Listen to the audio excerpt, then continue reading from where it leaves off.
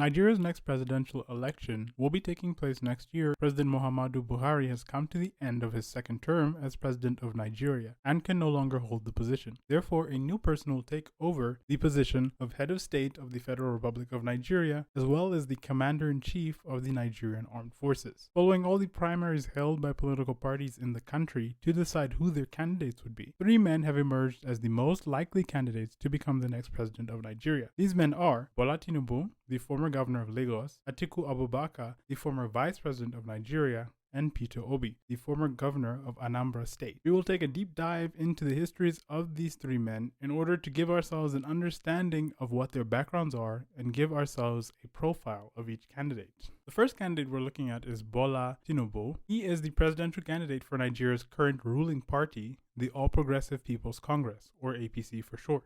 He is a constant and at times controversial figure in Nigerian politics. His political career started off during the Third Republic of Nigeria when he served as a senator in Nigeria's National Assembly. However, he rose to prominence and became a very influential figure in Nigerian politics during his time as governor of Lagos State in Nigeria. He served in that position from 1999 up until 2007. His exact age is not entirely known. According to his Wikipedia page, he is said to be 70 years old. It is worth noting that he has been seen as the most likely of the three candidates to become the next president of Nigeria. With that being said, Tinubu does not come without plenty of controversy, especially around his identity. There have been inconsistencies in Tinubu's public records over the years, which has led to plenty of speculation about his true identity. It is possible that a lot of the inconsistencies could be chalked up to bad record keeping over the years. However, plenty of people speculate that Tinubu is not telling the truth about his true identity in order to potentially hide certain elements of his past. The factor that most people believe is untrue about Tinubu's identity is his age. There has been plenty of speculation that Tinubu is much older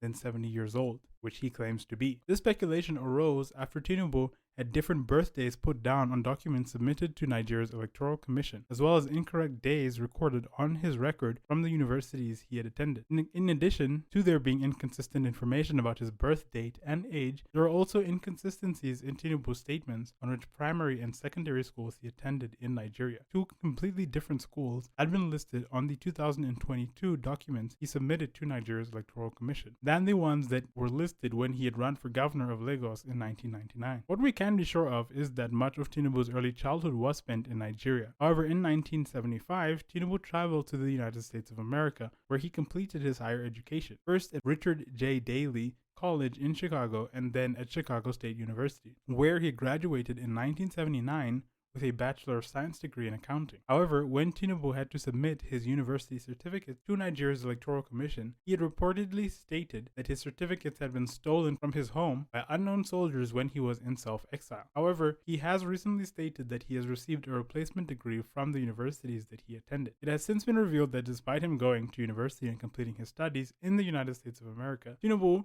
did not necessarily always stay on the straight and narrow path. Tinubu, during his time in the United States of America, found himself in the crosshairs of the American government for his alleged involvement in drug trafficking, a case in which he reportedly had his bank accounts frozen and had to cough up as much as $460,000. His past is definitely a major concern for many Nigerians, with the inconsistencies in his record and his alleged involvement in drug trafficking. As a result, the speculation has got so out of hand that theories have spread that Tinubu may not even be sharing his real name with Nigerians. The theory that has been put out that he was born with a different name and a different part of the country than what he claims. But at this point, those theories are still considered to be conspiratorial. However, it shows you the amount of distrust Nigerians have regarding Tinubu's identity. However, despite these questions about Tinubu's history, he has been a constant and at times controversial figure in Nigerian politics over the last few decades. From his time as governor of Lagos State till present day, Tinubu has been a very influential figure in Nigerian politics. He has often been referred to as the, quote, godfather of Lagos politics, as well as other states within southern Nigeria. In the build-up to his announcement of him running for president, he had even claimed that he himself had handpicked Nigeria's current vice president for the role. He also claimed that without his input, Nigeria's current president, Muhammadu Buhari, would never have been able to be elected president. Tinubu has received plenty of criticism, often for his rhetoric that he uses during speeches. For example, he recently made comments about climate change, saying that climate change is a problem of Western countries and that any action Nigeria takes on climate change should be paid for by Western countries. During that speech, when talking about climate change, he said, quote, "The climate change is a question of how do you prevent a church rat from eating poisoned Holy Communion. We need to open our eyes," he said, "and tell the West, if you don't guarantee our finances and work with us to stop this, we are not going to comply with your climate change." In addition to the aspects of climate denialism that he expressed during that speech, the metaphor he made about a church rat eating Holy Communion did not sit well with many Nigerians, especially Christians, who felt that the metaphor of describing a church rat was very disrespectful. The next candidate that we're going to be looking at is Atiku Abubakar. He is the second candidate. He is the presidential candidate for the People's Democratic Party, or PDP for short. He formerly served as vice president of Nigeria from 1999 up until 2007. Atiku, at the time of making this video, is 76 years old, which means that he can be considered the oldest of our three candidates. He would then be 80 years old at the end of his first term if he were to win the presidency. He is a religious Muslim from the city of Jada in Adamawa State, and he is a member of the Fulani tribe. An interesting fact about Atiku is that he is a polygamous man, which means that he is reportedly married to 6 wives and has 28 children. This is Atiku's 5th time in total running for the presidency. In his 4 other attempts, he had failed to win the position. His first attempt at becoming president of Nigeria was in 1993. However, he had lost his primary and did not go on to challenge for the presidency. In 2007, he had come in 3rd place behind Umaru Yadwa of the People's Democratic Party, who had won the election that year, and Muhammadu Buhari of the ANPP. In 2011, he had lost the presidency to Goodluck Jonathan, and in 2019, he lost again to President Muhammadu Buhari. One thing that every Nigerian knows about Atiku Abubakar is that he is a very wealthy man. He is reportedly worth $1.8 billion US.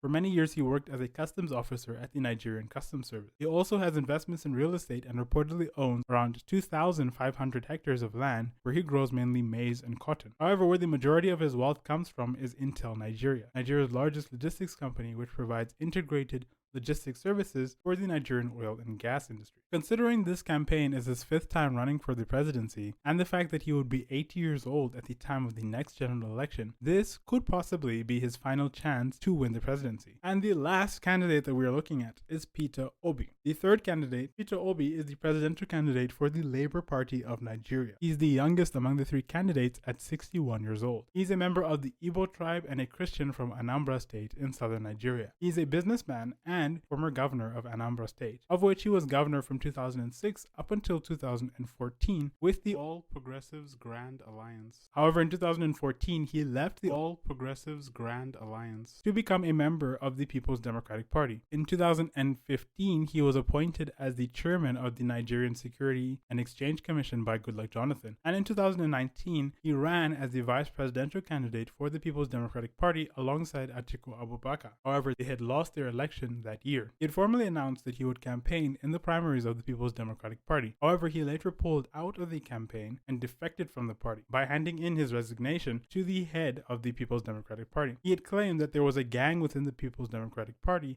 that was out to get him. Furthermore, after he defected from the party, he became the presidential candidate for the Labour Party of Nigeria. If Peter Obi manages to win the presidency, he would become the first person who originates from the Igbo tribe to become president of Nigeria. Peter Obi has managed to gain the support of many of Nigeria's youth, who are very active in showing their support for his candidacy online. Peter Obi has benefited from the fact that despite his previous history in politics, he is widely seen as an outsider. For many young people who are discontent with the current state of Nigeria, they see him as a representation of change to the system and the current trajectory. Peter Obi, through his populist messaging, has been able to take advantage of the discontent of young Nigerians. And as a result, he has been able to grow a large and committed following of his obedience, which is the name given to his supporters online. He does, however, face an uphill battle against his opponents due to the fact that the Labour Party of Nigeria is relatively small and not as well established compared to the political parties of his opponents, and the fact that he is facing major players in Nigerian politics. If he were to win the presidency, it would definitely send shockwaves, not just in Nigeria, but around the whole world.